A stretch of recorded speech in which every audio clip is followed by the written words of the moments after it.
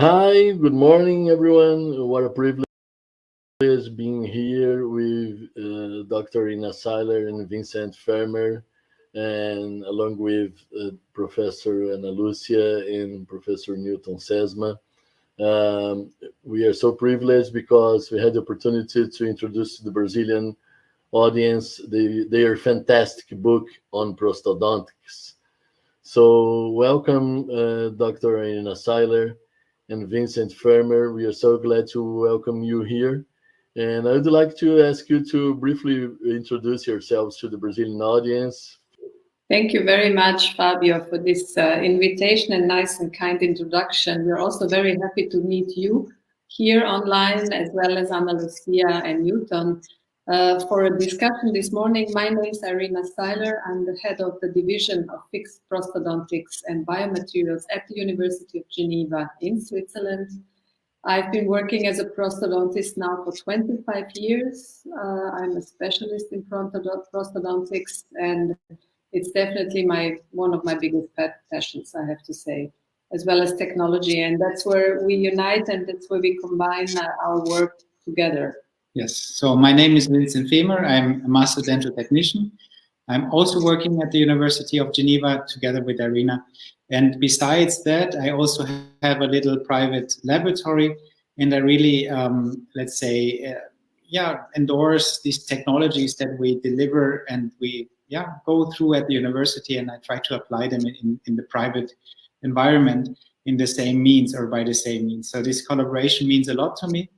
And I think it clearly enriches both our daily routine to have this strong link, especially in prosthodontics, between a technician and a clinician. Yeah. Okay. What do you think that is the greatest challenge, today's greatest challenge in teaching prosthodontics in the midst of such a huge amount of technological innovations? Well, to teach prosthodontics today is difficult because you have all the conventional, well-documented, very evidence-based procedures, which you normally teach to students in a university setting, because you know what you're teaching, you know that it's evidence-based, you know that it works. But times have become very fast, and now we have all these new technologies that we cannot just exclude from the pre-graduate student teaching because we don't have the evidence behind all the concepts, if they work or not. So we have to combine the new, not evidence-based, I would say, digital approach with the old conventional approach. And we have to teach the future dentists both, because they need to know conventional prosthodontics before they go into digital technologies. Very good, very good. And Dr. Analúcia, please, she has a question. Can open her microphone, Analúcia, and tell her. So thank you very much for joining us, and thank you very much for giving us this gift that was your book. When I first read it, I was delighted, and because I believe we are living very, very hard times of overtreatment. This easy way of bonding, I would say, this easy prosthodontics.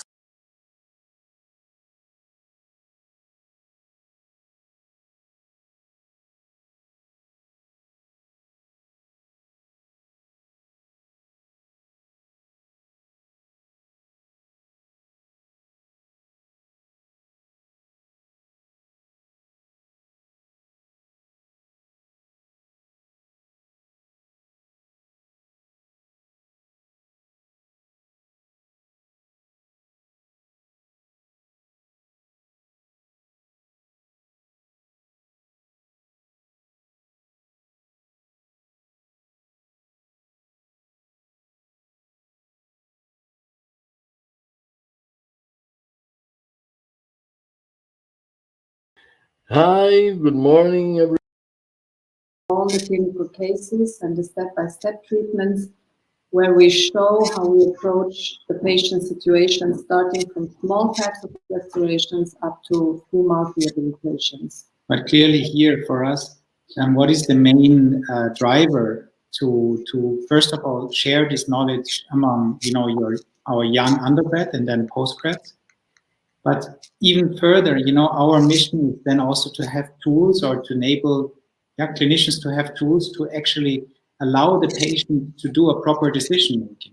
Because in the end, the patient decides. But our job has to be to deliver some kind of an outline to the patient that gives him the fundament to make a thoughtful and a wise decision based on what we tell him or her. And clearly, there are some patients, they, besides the fact that we will explain them everything and we tell them the pros and the cons, they will still go towards any kind of, let's say, overtreatment, because they have it in their mind and there is no way to getting them out of that.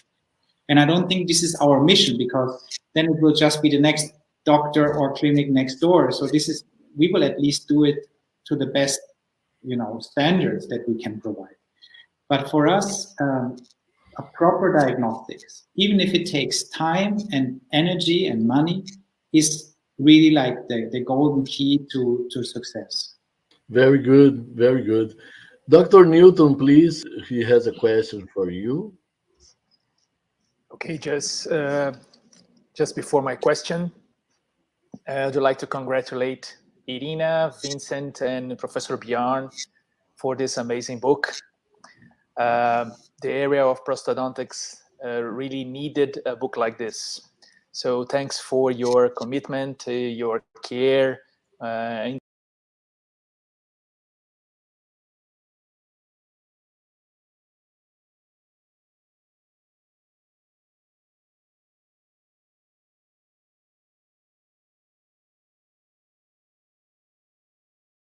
the preparation of this book. I was very happy when Fabio invited me to do the technical review of the Portuguese version, which, by the way, is impeccable. Fabio did an excellent job, as always. And I have to confess that I started reading with a keen eye for details, sentence construction, grammatical agreement. But when I realized it, the reading was so interesting that I was just making notice of some tips to using my patients on the following day. So congratulations. My technical review was not so technical, as you can see. So my first question is for Vincent. Vincent, some time ago, there has been concern among dental technicians about the possibility of CAD/CAM systems taking their space in the market. In fact, the technicians had to adapt and get to know the systems and realize that actually they were in charge. What do you think dental technicians will need to do from now on, and what trends do you think will occur? No, I think it's a very good point. And I mean, first of all, also catching up to your initial, let's say, remarks, is that also the three of us, we were highly impressed by your quality of work. The translation, I have to say, it was better than the original English version, because you guys are so good in picking out little errors and understanding details that the three of us completely missed out. Yeah. But so also for that, it was a highlight for us to work with you. But going back to your question, I think clearly for the technician, it has been a tremendous challenge, especially focusing on laboratories, let's say, typically located in, let's say, Brazil or Switzerland or Germany, which are laboratories ranging from one person up to, let's say, 20, 25. But we are not talking about the big chains, 100+ technicians, because they can afford to do anything and everywhere, and every year they can afford to have something new. But for the smaller laboratories, it was a huge challenge. At what point to invest into which technology? Because as a laboratory, you had to, you don't have only one customer, let's say Irena. There is like 10 Irenas. And then Irena A works with system A, Irena B works with system B. And then as a laboratory, you would have to find a way to understand all these different data that handle the different implants and so on. So that was a tremendous challenge. And in the same time, it was somehow taking away our core. Because if I look back when I started 20 years ago, my main work was basically, first of all, you would create the model with a lot of time and energy. Then you would create frameworks with even more time and energy. Then you would veneer those frameworks, and you would basically invest, I would say, 50 to 60% of your time for each case on creating precision and fit, ceramic shoulders that would match, and occlusions. While today it is not only the adaptation of this new technology, it's also the new trends towards the new materials that the industry is providing, but also pushing on us. So for technicians today, it's, I think, a great tool because we have so much knowledge, even beyond clinicians, because, due to zirconia frameworks, this technology arrived in the laboratories much earlier. So the adaptation is extremely high. But we also have to be very honest, while in the past, to do the same revenue, you might have needed 10 technicians. Today, you might only need 5 or 6. So that has a tremendous impact. But if I tell you, if I should compare my life today and 10 years ago, I would never want to go back. So life is so much easier. But finally, asking and replying to your questions, we have to be aware of everything that is new. It will be for sure 3D printing technologies that will extend phases that we have now, where we basically do only support devices such as surgical guides, Michigan splints, maybe to the extent of provisionals and clearly models. But they will go beyond that point, and maybe we are talking 5 years, 10 years, who knows? But that is certainly something I would always have my eyes and ears open. And, it's, again, new materials that the industry provides us. And we have to be very, very careful, first of all, taking them into our daily routine. And most important, having it as a clear communication with your clients to not only understand there is the company A that comes up with something new at the IDS, and from tomorrow on, I'm applying this new material, because this is a high risk. And we don't want to, it shouldn't, doing this work at the university, it's fantastic because there's an umbrella of protection. But having it in a private environment where you have to pay for every little error that you do, it's, for me, a no-go zone. We are going back now to Dr. Analúcia Philippi for another question, please. Your work is it's a work of love, right? We can see a lot of love in that. It's a declaration of love. So, where did it come from? Where did it come, the idea to come out with a book like that? So, how did it start? What was the sparkle? That's a very good question, Analúcia.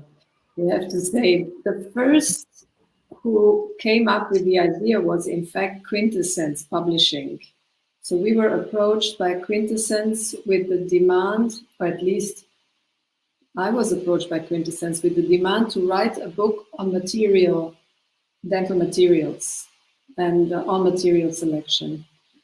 And then I thought, well, to write a book on material selection, I'm not a material scientist, I'm a clinician. So I'm applying the materials, but I don't know all the basics of the material scientific, I would say, properties by heart for every single material. I know them very well, but it's not my key expertise. So then I thought, if a clinician wants to buy a book, they will not buy a material scientific book.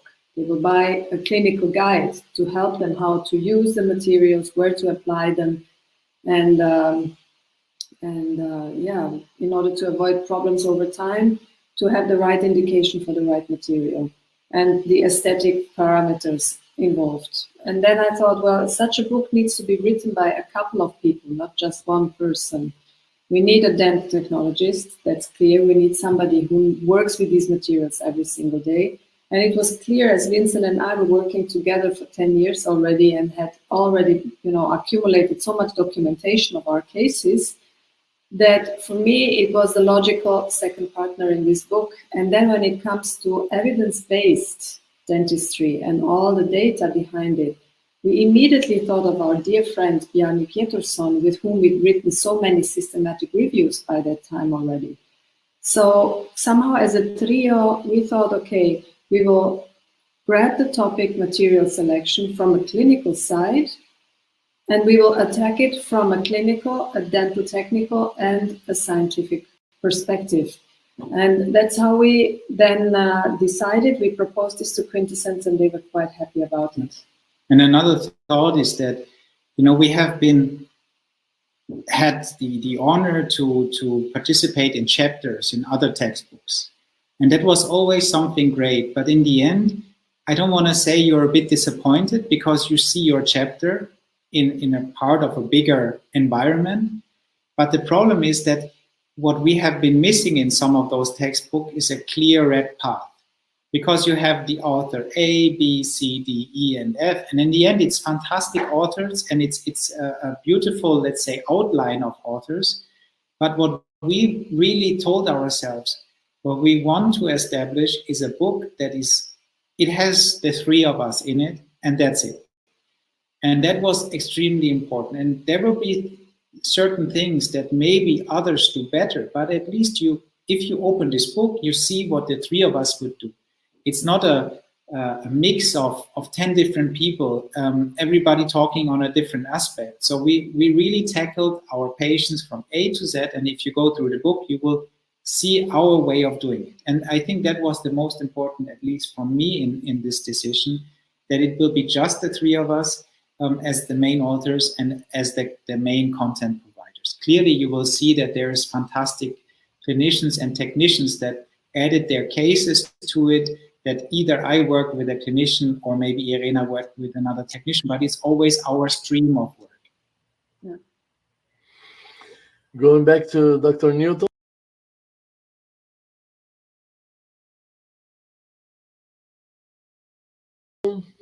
Okay. Well, in addition to the huge quality and amount of scientific references, were you inspired by any author or professor? And would you like to thank someone in special? We would definitely like to thank, first of all, I would say, Christoph Hemmerle, because he was the one at the University of Zurich who really established all this evidence-based approach to prosthodontics. I would like to thank also Professor Peter Scherer, who was preceding Professor Christoph Hemmerle, and who was the first one, and the reason why I came to Switzerland also, because we learned so much for ceramics and for aesthetics from him, that it was like the first kick in the right direction, I have to say. While with Christoph, then we learned all the scientific part around it, and we were lucky because we could combine the both. All the huge knowledge on materials and aesthetics, and on documentation of cases by the Scherer time, and then afterwards in the Christoph Hemmerle times, all the scientific documentation and support of it. So definitely two mentors that were highly inspiring. Yeah. I think when it comes to Yadni, that is also an integral part of the book. I think for him, and I think also for the two of us, Professor Klaus Lang is really like his main mentor, and as Christoph was a student of Klaus Lang, it kind of, the DNA goes down, in our case, just via Christoph. And Christoph clearly enabled us and opened a lot of doors for us. He allowed us to spread our wings and fly. So that was really fantastic. Also, I think 7 years with him at the University in Zurich were really outstanding. And I couldn't have imagined the possibilities working at the university and being so closely connected to the clinician that you just don't understand once you just work in your laboratory. You don't understand all the issues, all the difficulties, the challenges that occur during the day because you're just so focused on your daily work. And then for me, it's clearly, my father that is a dental technician, but also Willi Geller that I have always, seeing as a, I don't know, you could call it godfather or something. It's like a mentor in a sense that showed us technicians that we are not doing crowns and bridges, but we are trying to copy nature, and we need materials that enable us to do so. So the goal is not to be technical only. The goal has to really to be a very good technician in a sense of accuracy and perfect fit. But then on top of that, what is most important for the patients is that they smile and they are happy and confident smiling. So for this reason, it's clearly to me Willi Geller, as he opened the horizons of so many technicians. Well, we are almost ending this fantastic meeting or conversation, I would say. And I would like to ask you at the end if you have any curiosity, any funny fact,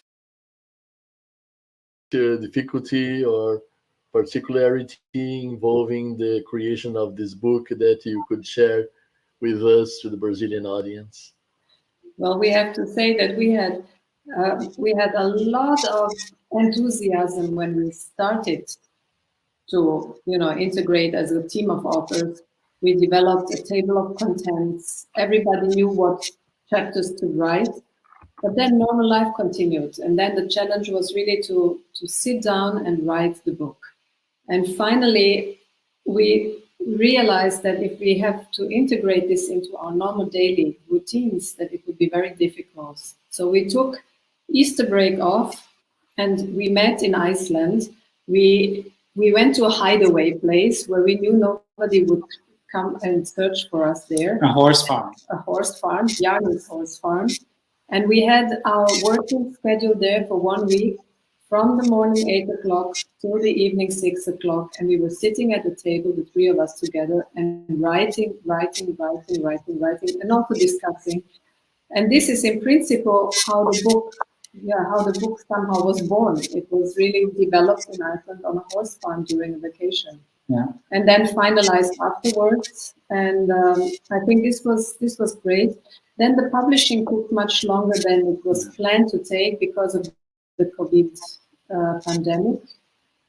Everything shut down, so it was delayed for months, maybe even almost a year, the publication of the book. So we had to go back to the chapters to read them again, to maybe revise them, actualize them when the book was really in the final phase before publishing. So this was the little struggles that we had. But all in all, I think we were greatly supported by the Quintessence team in this process.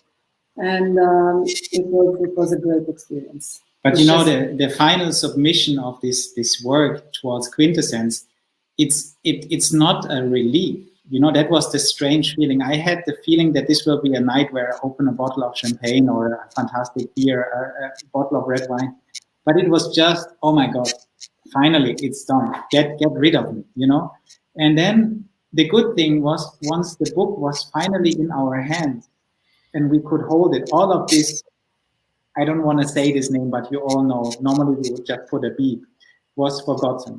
And that was great. You had the book in your hand, and even if nobody on this planet is going to purchase it, we did it, it's done, and that's it. So that was great. We were very happy with the result, and we were very excited. And this was the moment when we opened the bottle of champagne together. That was great. Good, such a good thing. I'd like to thank you so much for this opportunity again. Actually, I would like to just to wrap up this conversation by reminding some very interesting things that you shared with us, like when Dr. Irena said at the beginning of this conversation that going digital is just an approach. It's just an approach, and we can't forget that. And actually, when both of them later mentioned our job doing this translation to Portuguese, actually, it was all about consistency. I mean to say that maintaining your consistency in another language, it was our main concern, And after working for almost 20 years doing these tasks, being together with Analúcia Philippi and Newton Sesma couldn't be any better, because when Newton says said that he didn't make a technical review. I understood him perfectly, but that's the point. They are both so humble, and they could, demand me so much when it comes to standardizing the scientific terms in Portuguese, because here we have another problem, or I mean, say in Brazil we have another problem, because there are new terms, and these new terms should be translated to Portuguese for the first time ever. Yeah. And if you don't pay attention, we get involved in new words that sounds like they are trying to create anything that it was have been created or not. You know what I mean? Yeah. And you didn't. Your job is fantastic, and the schematics are so simple but so comprehensive from A to Z.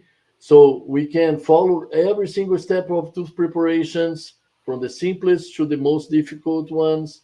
And then when it comes to the clinical case, the clinical cases are awesome, and I'm so glad to be involved in this and to share your fantastic book to the Brazilian audience. And finally, when you say that, when you mention about the DNA of your formation, it's so beautiful, because people sometimes tend to forget where they come from. And you are giving us a fantastic example that beyond being amazing professionals, you are amazing people, Thank you very much. And mentioning that we are actually mimicking nature, trying so hard to mimic what's created by God, no matter who God is for you, And your example of work, I was delighted with Newton and Analúcia when you said that spend the time from morning to the evening just writing and writing and writing. For her is so encouraging and a good example for everyone, I'm sure of this. And thank you so much for your kind words again, and I hope to cooperate somehow in the near future in any other opportunity. I know that it comes from my heart and from Analúcia's heart and Newton's heart as well. And we are here. That's what friends are for. Yes, thank you very much. We have to say that the collaboration with Analúcia and Newton was fantastic during this translation process. Just, this fine-tuning of terminology showed with how much detail and love for detail the translation was done. So we were really, really proud and honored and happy. Yeah. Thank you very much. Yes, and we truly hope to see you very soon in person. Maybe you, Fabio, in the end of the year in the Greater New Yorker meeting. Yeah. Not just the same, by the way, for you. Yeah. Thank you so much. People, we will have this live conversation translated to Portuguese. It will be available in YouTube channel of Napoleão Academy and my YouTube channel as well. And we wish you a very nice weekend, and thank you so much for being with us in a beautiful Saturday out there in Switzerland, and Analúcia and Newton joining me from Brazil. And thank you so much for everything. See you soon. Thank you all. Obrigado. That's what friends are for. Hi, good morning. Very much. I have to say that collaboration. E aí, queridos, boa noite. Estou aqui com a Analúcia, a doutora Analúcia Gebler Philippi e o doutor Newton Sesma. É uma honra relembrar esses momentos maravilhosos que passamos com esses queridos, né? A Irena Seiler e o Vincent Fehmer, direto da Suíça. E nós tivemos aqui bastante, depois eu vou fazer toda a métrica, levantar os números aqui das participações, mas eu queria dar boa noite para vocês, Newton e Analúcia. Uma honra ter vocês aqui de novo, tudo bem? Pode falar, né, Lúcia? Pode falar. Primeiro, Newton, obrigada. Imagina, Fábio, um prazer enorme estar aqui, um prazer enorme ter participado desse projeto. Eu vinha comentando sobre isso hoje ainda, a importância de um trabalho como esse para nós na prótese, porque esse conhecimento é um conhecimento que está andando muito rapidamente, e ter pessoas em quem nós podemos nos apoiar para podermos tomar decisões baseadas em evidências é uma paz, né? Muito bom. É um norte de esperança, né? É. Porque, sendo muito justo, muito honesto, eu estava até num brainstorming um dia desse com um cara, um homem, uma pessoa famosa aqui nos Estados Unidos, e ele estava fazendo críticas sérias às evidências, né? Mas eu disse para ele, mas espera aí, mas eles estão fazendo, e você o que está fazendo por isso? O cara não falou nada. Então, a verdade é que as evidências são um caminho e um convite para a gente voltar para as bases sólidas, né? E são elas que vão dar o norte para a gente para selecionar o melhor material, a melhor técnica, né? Em todas as circunstâncias que a gente tiver, né, professora? Então, é realmente isso. Uma coisa que me chama atenção, além disso, Ana Lúcia, quero ouvir até também de você e do Dr. Newton aí também, é assim, esse livro fica muito, nesse livro, se vocês adquirirem, vai ficar muito claro para vocês o quanto eles têm claro qual material selecionar e qual técnica selecionar para cada caso, certo? E algumas perguntas surgiram aqui no bate-papo, aqui, em relação a isso, a seleção de materiais. E depois eu quero entrar nesse assunto. Mas, Newton, eu queria ouvir o que você poderia dizer assim para o público brasileiro em relação à relevância dessa obra, em relação a esses aspectos que eles abordam muito bem, né? Que é a questão de selecionar material e técnica. O que tu poderias dizer aí para a gente? Boa noite, Fábio. Boa noite, Ana Lúcia. Prazer estar com vocês aqui. Foi muito bacana ter participado da revisão desse livro. Como eu disse aí durante a apresentação inicial junto com os autores, eu comecei lendo com um olhar de revisor e acabei me envolvendo com o conteúdo do livro e passei a ler como um clínico. Realmente, eles conseguiram construir uma obra que é voltada para o clínico. Tem evidência científica, sim, como é necessário numa obra desse tamanho, mas ela está muito bem organizada e muito fácil de ser entendida e aplicada pelo clínico. Então, fiquei assim encantado com os diagramas que eles apresentam, né, que facilita para cada situação clínica qual que seria a melhor conduta, a melhor escolha de material. Então, fiquei muito feliz em ter participado, mas principalmente de esse conteúdo todo estar disponível para o clínico geral na área de prótese, com uma orientação muito clara para a conduta clínica deles. Acho que é uma obra que tem que estar ali no consultório para o dia a dia mesmo. Uhum. E eu falei, até para deixar mais claro, professora Ana Lúcia e professor Newton, quando eu falei essa observação sobre evidência, né, odontologia baseada em evidência, não é nada contra o que a doutora Ana Lúcia falou aqui, não, muito pelo contrário. É justamente porque poucos fazem isso, que é tão importante, que muitas vezes as pessoas não têm respostas claras e ficam no achismo. Fica no eu acho isso e você acha aquilo, na minha experiência isso, na tua experiência aquilo.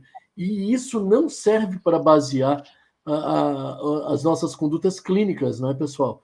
Então, eu acho assim que isso...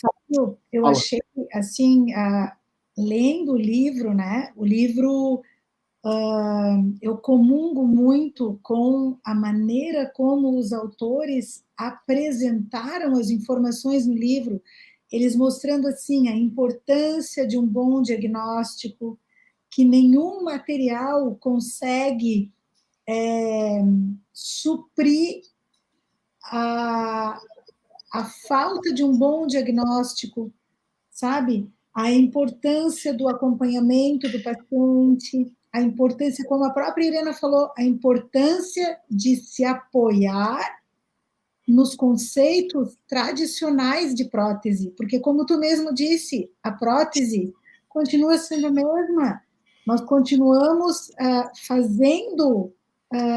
reabilitando os pacientes com a mesma seriedade, no entanto, com instrumentos diferentes.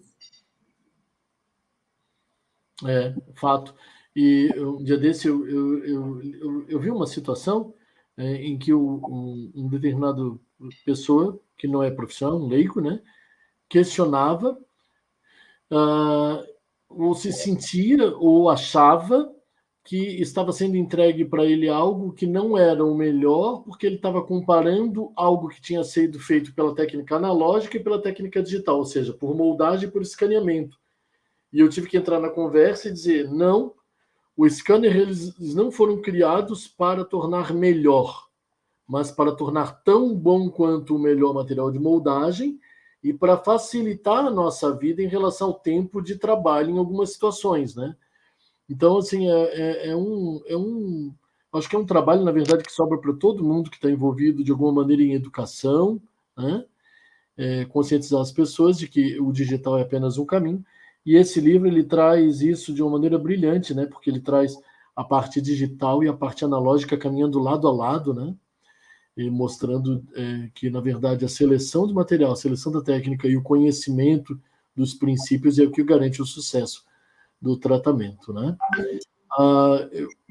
Gente, muito obrigado.